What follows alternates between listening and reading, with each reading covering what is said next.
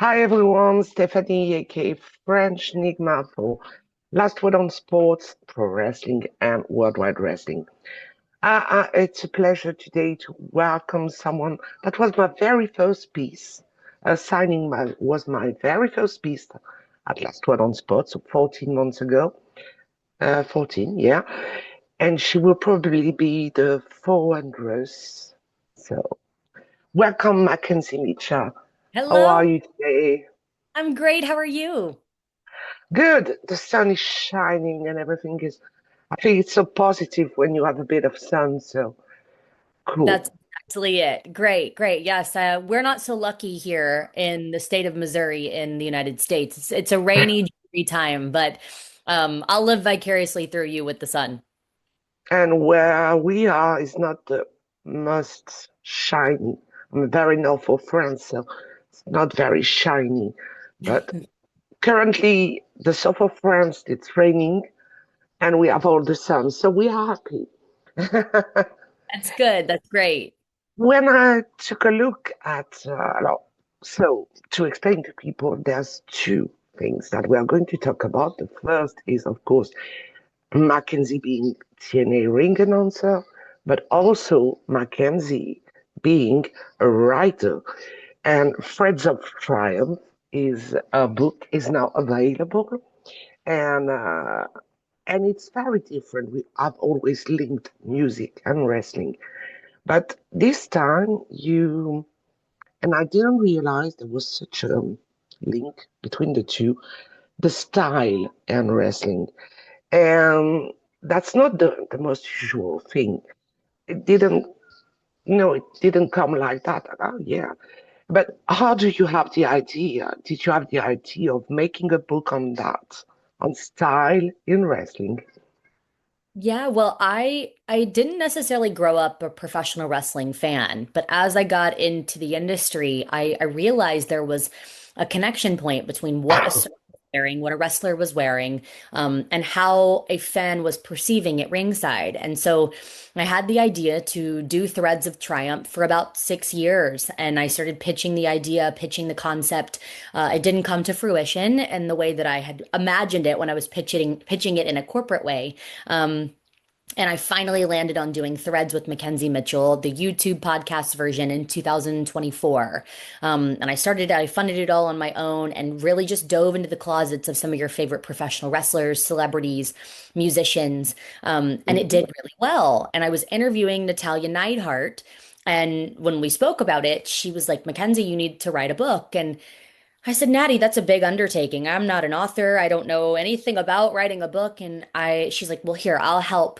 Start with a literary agent, get a proposal together." So I did, wrote a 30-page book proposal, had about, we started pitching it to publishers, and I had 4 offers in 2 weeks on publishers that were interested. So I said, there's really a niche here. There's a want for this conversation. So I got my contract in the late October of 2024 and then began writing the book all of last year when I was on the road with TNA Wrestling. So I was in the corner on my computer typing and writing and doing my own research for it to finally come to life in April or April 7th, about 2 weeks ago. And it's really been amazing to see the feedback from talent, wrestlers, fans, just across the board, understanding that there is a connection point between it. It's the psychology of what that wrestler is wearing when they come out to the ring. It really sets the tone for what you're going to see in the ring, and it can help elaborate and tell those stories in such a deep way. And so,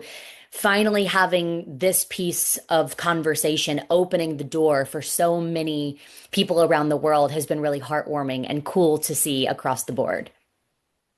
And invite people to go to your Facebook page because I took a look and I remember Chris Jericho is saying he has always been a big fan of David Bowie. And David Bowie was the connection between the song and the person he wanted to be. Um, and that was exactly that. Realize that's true. But usually we realize that maybe later or after. Now with time, we're able to say, oh yeah, dusty roads, polka dots, etc., etc. Do you feel like now we are more aware of the fact that there was something, every costume, if I can say it like that, means something sometimes? I think so. I don't know if we weren't aware before, but I think we are growing to become aware. I think that this conversation, this is not a new conversation, I should say. It is new to the public. So I think that that's something that wrestlers for years, for decades, have been creating gear. They've been wearing their boots and what's on their knee pads and what's on the trunks to be able to sell that story to a fan. But I think this is changing the perception of the way that we view the match and the story as a whole. I think, as you mentioned, Dusty Rhodes with the yellow polka dots, we all remember that story. Macho Man Randy Savage with the sequins and the fringe and the capes. I like to say Ric every Flair and his robes, the robes Ric Flair was wearing. yes. That's unforgettable. Exactly, with the feathers and the sequins, and now that's passed down to Charlotte, and so we see it as generational.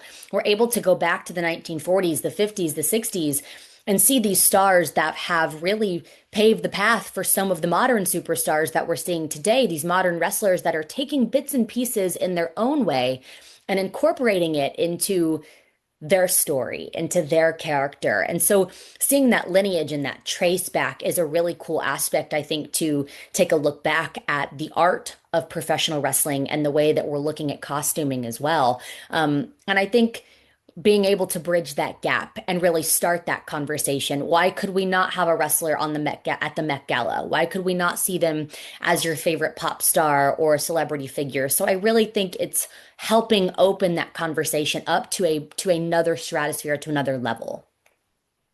Do you also realize in some ways you are paying tribute to, through this book, to people we don't really often see on TV, who are the Seamsters and the Seamstress, being Sarah Stone and so many other people who are doing such an amazing job trying to enter people's mind to make the gear.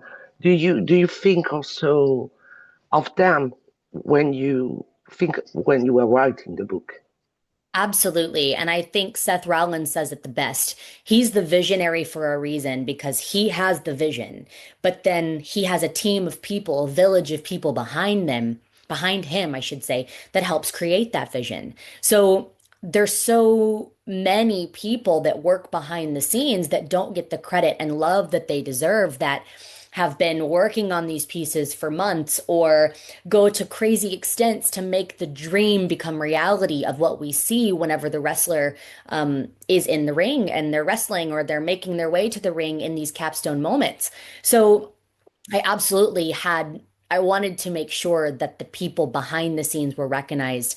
I've had a small piece of that with my jewelry brand, headlined by MM, where I've created pieces with jewelry for so many of the wrestlers, from Jeff Hardy to Seth Rollins to Trick Williams to AJ Francis, Trey Miguel, the list goes on. And so I've been able to see how much work goes in behind the scenes and then how those pieces are helping create their identity, which gave me a brand new perspective and helped encourage even more to have the conversations of the people behind the scenes that are doing the work for the superstar to become who they truly are in front of the screen. And because you're working now for TNA Wrestling, we know that WWE is huge and they have a lot of people.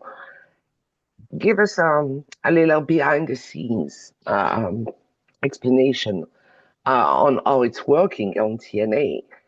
Do you also have Seamsters and Seamstress, or are the wrestlers doing their gear? I don't know. It's interesting to have your point of view. Yeah, I think that there's so many seamstresses and seamsters throughout the country that do exceptional work. WWE has a team of people that have been traveling with them for years, and I was able to, in the book, go in and talk back to the early days of The Undertaker and Ric Flair and Macho Man and the Hart legacy and Hart Dynasty. But then now we look at on the road with us at TNA, we have a guy named Sway. That's his nickname, I should say, that works with a lot of the TNA wrestlers to create their moments, to create these pieces that become such pieces of history, collectible pieces in their moments, whether it's Slammiversary, it's Bound for Glory, it's Rebellion, and he's able to help craft and create these moments. When we think of the Hardys, and I always love to talk about them because I've known them for 10 years, the Hardys are still doing their thing. They're still wearing the same iconic look that they have throughout the years. And I think it's funny in the book, we talk about where this look even came from and how now fans, what's old is new again. And so people are able to connect to that in a different way. The Hardys went into a local mall and found the pants that are these cargo pants that they wear. They're called Keek wear. And it was just a random trip to the mall that became this legendary look. But nobody would have known that. So I think being able to continue to paint that picture and help bridge the gap between what's happening behind the scenes when we talk about costuming and wardrobe to what we're seeing in front of our eyes is, I think, something super special. And outside of the artists, because we know, I know that we were about to talk about them, but who else in the locker room is really taking care of his image? I would say I tend to think Mustafa Ali.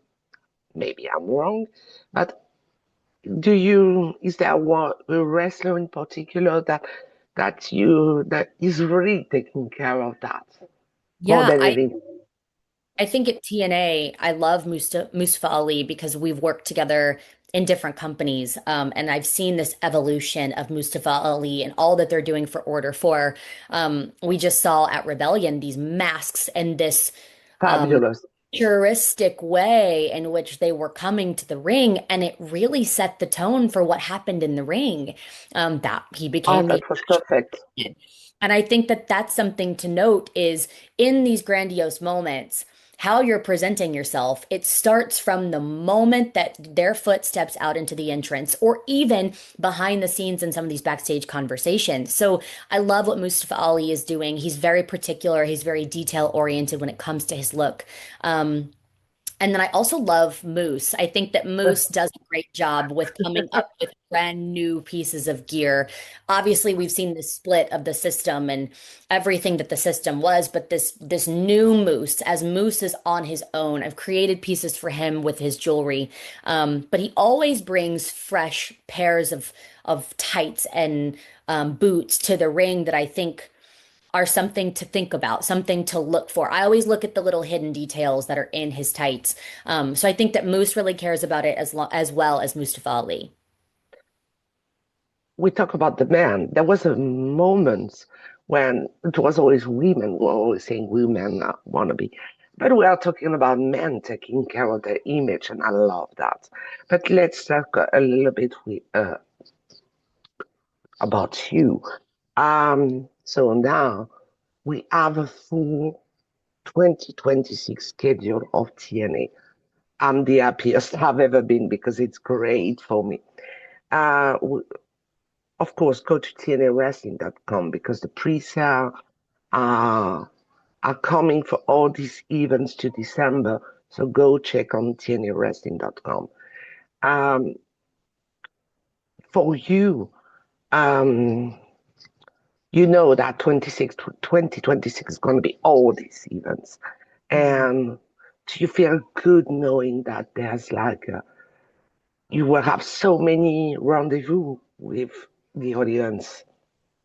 Absolutely. I think any time we get to be in front of a live crowd is really unique and special because fans get to see who TNA truly is. We get to continue to build this momentum, especially on AMC, and the partnership that we've got with them as we're we're really branching out and having new eyes on TNA wrestling in a different way. I don't know if people ever connected the dots of AMC television and TNA wrestling is one, and now it's bringing a new demographic to our fan base. And so as we go on the road from Boston and Denver and Philly and Chicago, um, we're getting Sacramento.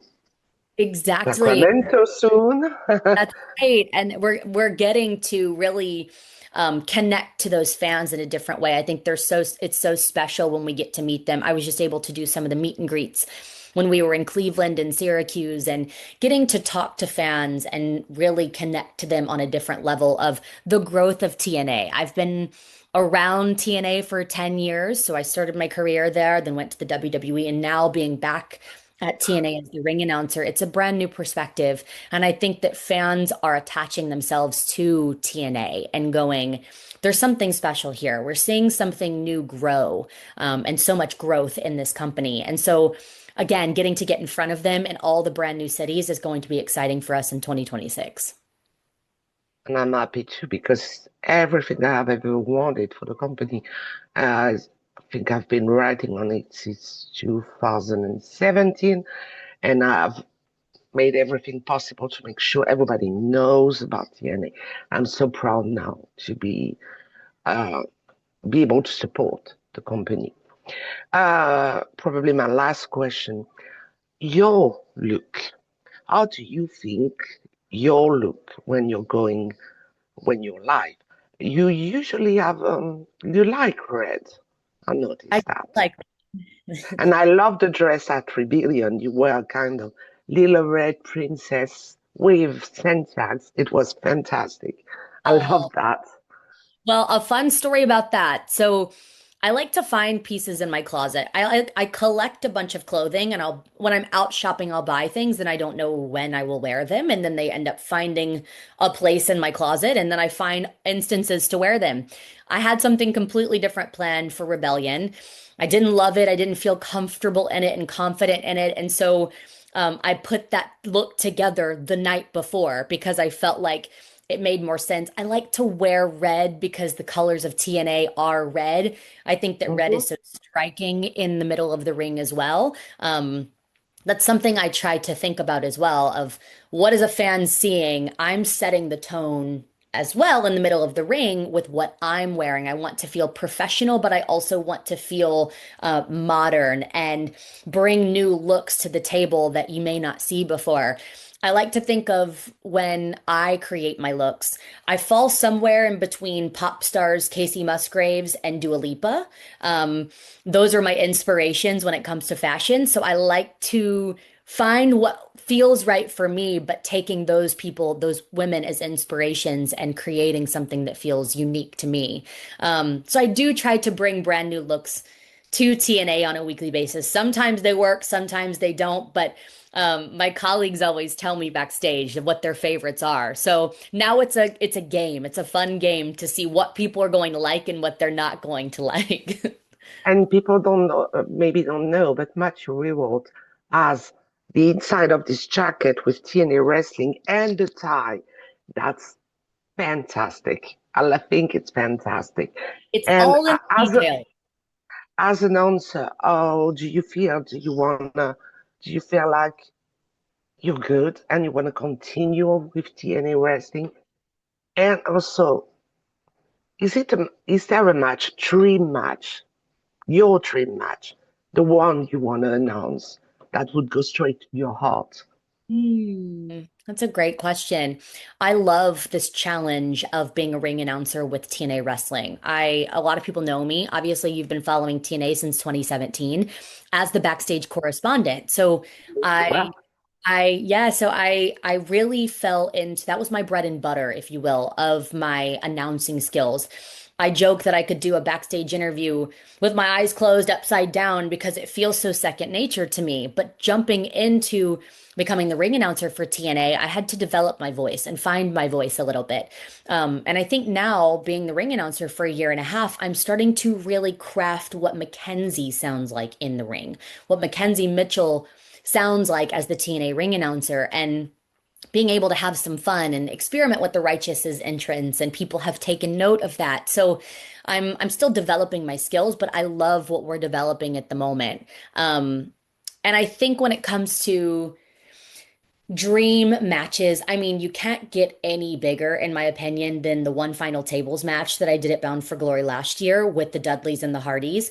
The Dudleys finally lacing up, or putting away their boots, I should say, and passing the torch in a way to the Hardys. That was one of I've been most nervous to ring announce that match, I think, in my entirety of my career than anything else because it was so special. It was so important. The energy that I felt in the middle of that ring, standing there between four legends, was really, really amazing.